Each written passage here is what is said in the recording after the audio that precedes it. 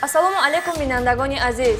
ба хотири таъмини суботу оромӣ, осудагии рӯзгор ва тинҷиву осоиштагӣ дар хонадони шумо намоиши криминалии ахбори вазорати корҳои дохилиро ин лаҳза манзуратон менамоем. дар студия бо шумо моҳрухсор таваллузода. сархати хабарҳо чунин аст. ронандаи маст 4 нафар пиёдагардро пахш карду аз ҷои ҳодиса фирор намуд. истифодаи нерӯи барқ борои ғайриқонунӣ дар маҳаллаи ховарон. гумонбаре ки аз масҷидҳо дастгоҳҳои наворбардориро тасарруф кард боздошт гардид. шарҳин ва дигар ҳодисаҳо ҷиноятҳо дар нашри навбатии барномаи ахбори вазорати корҳои дохилӣ. дузди амали ҷинояткорона буда ашхоси ҷиноятпеша бо содир кардани чунин аъмол андеша намесозанд ки кирдори ҷинояткорона дар пай ҷавобгариро дорад. соҳиб шудан ба молу амволи шахсони ғайр ба таври муфт дар зиндагӣ барои онҳо одат шудааст. барои чунин ашхос ҳангоми содир кардани ҷиноят ҷой ва макон фарқ надорад. онҳо ҳатто дар ҷойҳои муқаддас даст ба ҷиноят мезананд. ҷинояти дуздие ки дар масҷид рӯй додааст шаҳодати гуфтаҳои болост.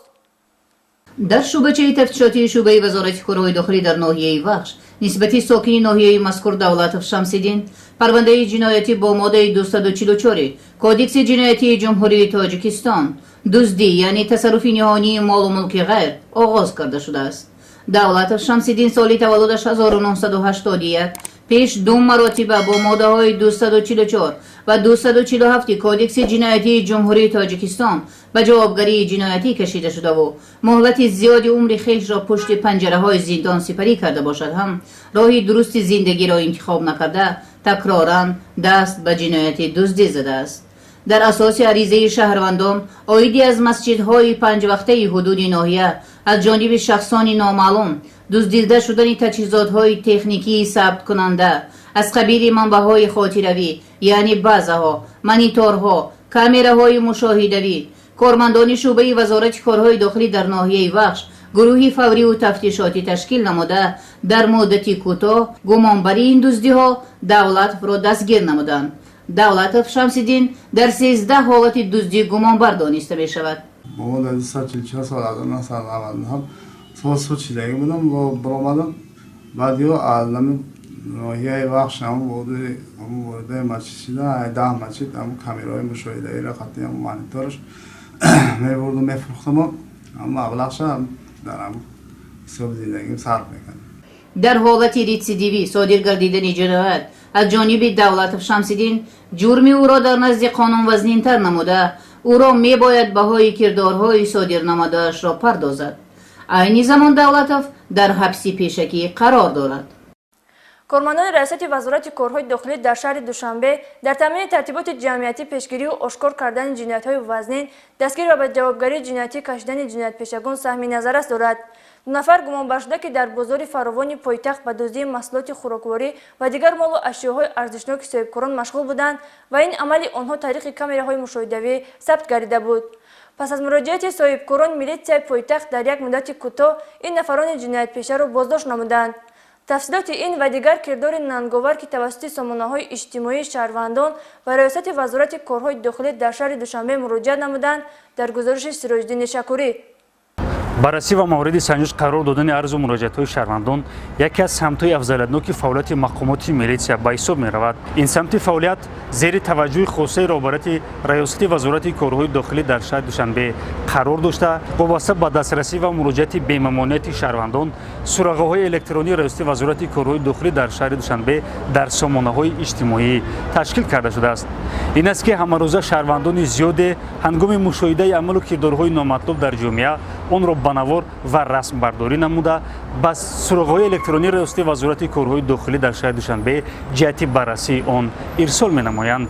аз ҷумла ҳафтаи сипаришуда дар натиҷаи баррасии муроҷиатҳои шаҳрвандон якчанд далели қоидавайронкунӣ ва ҷиноят ошкор карда шуда нисбати гумонбаршавандагон чораҳои дахлдори қонунӣ андешида шуданд. дар натиҷаи баррасии муроҷиати шаҳрвандон соҳибкорони бозори фаровон 2 нафар ҳамчун гумонбар дар содир намудани силсилаи ҷиноятҳои дуздӣ дастгир карда шуданд. чуноне дар навори ирсолнамудаи шаҳрвандон дида мешавад ин 2 нафар аз мағозаҳои шаҳрвандон ашёҳои ниёзи аввалияро бо рӯи пинҳонӣ тасарруф менамоянд. инҳо шаҳрвандон калонов бурҳон асрорович соли таваллудаш 1972 зода ва сокини вилояти хатлон ноҳияи қубудиён деҳаи камаров ва ҳафизов абдуҷаъфар аброриддинович соли таваллудаш 1965 зода ва сокини шаҳри душанбе мебошанд. баъд аз дастгир гардидан аз номурдагон як миқдори ашёҳои рабудашуда ҳамчун далели шаҳид дарёфту мусодира карда шуданд. тибқи иттилои тафтишот айни замон онҳо дар содир намудани 6 ҳолати ҷинояти дуздӣ гумонбар дониста мешаванд. айни замон нисбати номурдагон тибқи талаботи моддаи 244 кодекси ҷиноятии ҷумҳурии тоҷикистон парвандаи ҷиноятӣ оғоз гардида онҳо дар ҳабси пешакӣ қарор доранд. мавриди тамасхуру мазаммат қарор додани нобулиғон амали ноҷавонмардона ва ғайриқонунӣ ба ҳисоб рафта он нафароне ки даст ба чунин кирдор мезананд тибқи талаботи қонунгузорӣ чораҳои таъсиррасонии қонунӣ андешида мешавад. аз ҷумла нанговараш он аст ки чунин амал ба навор гирифта шуда тавассути сомонаҳои иҷтимоӣ манзури ҳамагон гардонида шавад. ҳафтаи сипаришда дар сомонаҳои иҷтимоӣ навори пахш гардид ки аз ҷониби ба ном блогерон як нафар нобулиғро мавриди тамасхуру мазаммат қарор дода онро манзури тамошобинон мегардонанд. вобаста ба ин дар натиҷаи пешбурди корҳои фаврии ҷустуҷӯӣ омодакунандагони ин навор муайяну дастгир ва ба мақомоти милитсия дастрас карда шуданд.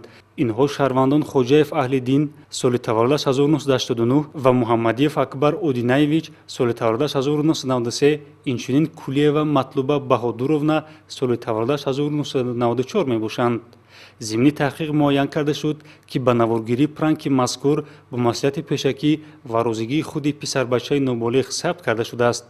бо назардошти ҳолатҳои зикр гардида нисбати ҳамаи боздоштшудаҳо парвандаи маъмурӣ тартиб дода шуда бо қарори суд хоҷаев аҳлиддин ва муҳаммадиев акбар ба муҳлатҳои 5 ва 7 шабонарӯзӣ ба ҳабс гирифта шуданд.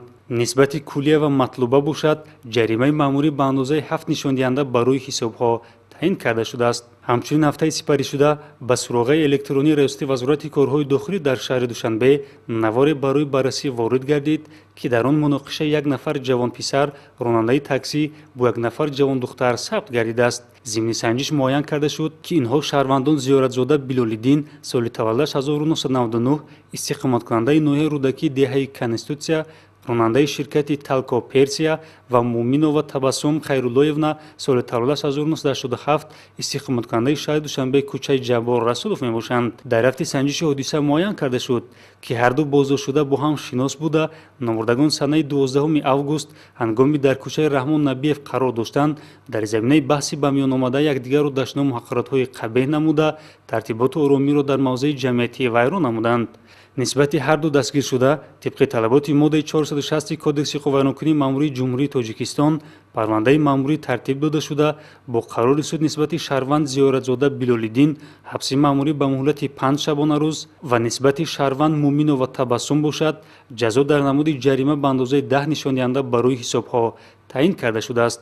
бо истифода аз ин фурсат раёсати вазорати корҳои дохилӣ дар шаҳри душанбе аз кулли шаҳрвандон хоҳиш менамояд ки дар ҳолати мушоҳида намудани ин ё он қоидавайронкунӣ ва содир гардидани ҷиноятҳо онро ба навор ва расм гирифта ҷиҳати баррасӣ ба суроғаҳои электронии раёсати вазорати корҳои дохилӣ дар шаҳри душанбе ирсол намоянд. як нафар сокини шаҳри турсунзода аз ҷониби кормандони милитсияи ноҳияи шаҳритузи вилояти хатлон барои содир кардани ҷинояти қаллобӣ боздошт гардид. дастгиршуда худро наздикони кормандони мақомотҳои ҳифзи ҳуқуқ муаррифӣ карда аз шаҳрвандон барои озод кардан аз ҷавобгарии ҷиноятӣ маблағҳои онҳоро тасарруф кардааст. гузориши офоқи қодириён оиди авомфиребии гумонбаршуда омода гардидааст. чанд нафар аз сокинони ноҳияи шаҳри туз ба шӯъбаи вазорати корҳои дохилӣ бо ариза муроҷиат намуданд ки як нафар ҷавон бо номи абдуллоҷон бо роҳи фириб ва истифода аз боварии онҳо маблағҳои пулиашонро гирифта дигар барнагардонидааст. дар рафти бурдани корҳои фавриву ҷустуҷӯӣ кормандони милитсия як нафар сокини шаҳри турсунзода деҳаи ободон мадрахимов абдуллоҷон соли таваллудаш 1991-ро ҳамчун гумонбари ҷиноят дастгир намуда кирдорҳои қаллобии ӯро ошкор карданд.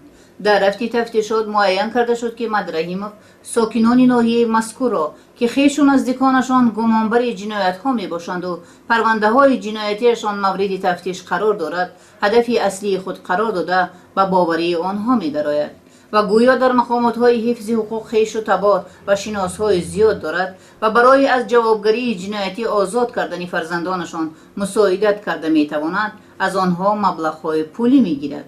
گمانبر شده مبلغ بارای جنایت به دست آوردهاش را در احتیاجات شخصیش صرف کرده است.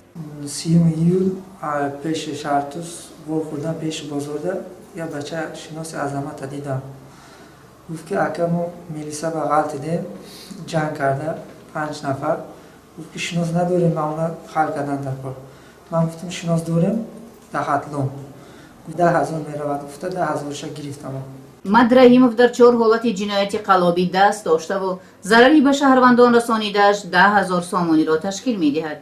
در شعبچه تفتیشاتی شعبه وزارت کارهای داخلی در ناحیه شهر توس نسبتش پرونده جنایتی با ماده 247 کودکس جنایتی جمهوری تاجیکستان آغاز کرده شده تفتیشات ادامه دارد. با پیشنهاد نواری مذکور از شهروندانی که از این نفر جبر دیدند خواهش کرده می شود که می توانند به شعبه های وزارت کارهای داخلی محلی زیست مراجعت نمایند. استفاده مقصدناک نیروی برق که امروز یکی از مسئله‌های مهم استراتژی دولت به حساب می‌رود، از هر کدام ما شهروندان مناسبت جدی و غمخورانه را طلب می‌کند. متأسفانه امروز در جامعه نفرانی پیدا می‌گردند که به حساب کمک برقی و یا با راه غیرقانونی نیروی برق را استفاده می‌برند. از جانب کارمندان میلیسیا در محله خاوران پایتخت 2 حالت به حساب کمک برقی استفاده بردن نیروی برق از جانب ساکنان محله مذکور آشکار کرده شد. گزارش نوبتی در این خصوص آماده گردیده است. استفاده عاقلانه و مقصدناک نیروی برق که امروز یکی از مسائل مهم استراتژی دولت به حساب می رود، از هر یک کدام ما شهروندان مناسبت جدی و غمخوارانه را طلب می کند. سر وقت نپرداختن حق استفاده قوای برق و حتی غیر قانونی نصب و بدون حساب کنک برقی استفاده بردن آن از جانب بعضی از شهروندان باعث نگرانی است. با مقصد پیشگیری و آشکار نمودن چنین عامل‌های نامطلوب، کارمندان مقامات کارهای داخلی پیوسته سنجش‌ها دایر می نمایند. از جمله در نتیجه سنجش از جانب گروه کاری کارمندان شعبه وزارت کارهای داخلی 2 در نای شامنسور یکچند دلیل استفاده بر غیر قانونی نیروی برق را در منزل‌های سخمتی آشکار نمودند. چنانچه شهروند دولتوف بهادور با روی غیر قانونی نقل برق را به منزل سخمتی شخصیش واقع در محله خاوران نصب نموده مدت زیاده از 1 ماه می شود که قوای برق را غیر قانونی استفاده برده است. نامبرده با این کردارش به بودجه دولت زیاده از 550 سامانی ضرر رسانیده است. اینچنین در نتیجه کارهای سنجشی معین کرده شد که شهروند امیرخانوف محمد ظاهر نیز در منزل سخمتیش واقع در محله خاوران مدت است نیروی برق را بیرون از حساب کنک برقی استفاده می برده است. وابسته به این نسبت چنین نفرانی که دیده و دانسته دست به قانون شکنی زدند سندهای لازمه ترتیب داده شده نسبتشان چاره‌های دخلداری قانونی اندیشیده شدند. رعایت نکردن طلبات قاعده های حرکت در راه و رخ دادن صدمه های نقلیاتی به عاقبت های وزنی آورده می رساند. فرار نمودن از جای حادثه و دیده و دانستن رسانیدن یاری به شخصی که در وضعیتی برای حیات یا سلامتیش خوفناک قرار دارد گناه رانندگان را نزد قانون سنگین‌تر می‌گرداند. چنین یک حادثه مدهش در ناحیه شهر توز ولایت ختلان در تاریخ 6 اوگوست سال روان به وقوع پیوست. منگلیف جورابک سال تولدش 1988 هنگام حرکت در حدود راه اتومبیلگرد محله اهالی نشین دهه چینار جماعت دهات خالمت فی ناحیه مذکور در حالت مستی در پشت چنبرک اتوماشین قرار داشتنش صورت حرکت واسطه نقلیات را از معیار مقرر گردیده زیاد نموده با قسم پیش اتومبیل سر اول به یک سر چهاروای کلان شاخدار برمیخورد و پس از برخوری به قسمت کناری راستی راه برآمده 4 نفر از پیاده‌گردان ساکنان دهه چینار را با قسم پیش اتومبیلش زده پخش می نماید که با گرفتن جراحت‌های گوناگون جسمانی به سلامتیشان این 4 نفر در جای حادثه به هلاکت می‌رسند. این چنین راننده اتومبیل مذکور منگلیف جورابک بعدی صادر شوی صدمه نقلیاتی مرگاور نقلیات شخصیش را پرتافته از جای حادثه غیب می‌زند. نسبت راننده منگلیف جورابک حسنویچ با ماده 212 قسم 5 و 127 قسم 3 کودکس جنایتی جمهوری تاجیکستان پرونده جنایتی آغاز کرده شده مورد تفتیش پیشگی قرار دارد. رعایت قانون قاعده های عمل کننده کفیل ثبات و ترتیبات در جامعه می باشد. پس هر یک ما را ضرور است که برای احترام و ولایت قانون در جامعه سهمگذار باشیم. خیر تا برنامه دیگر تنسیت و خاناباد باشید.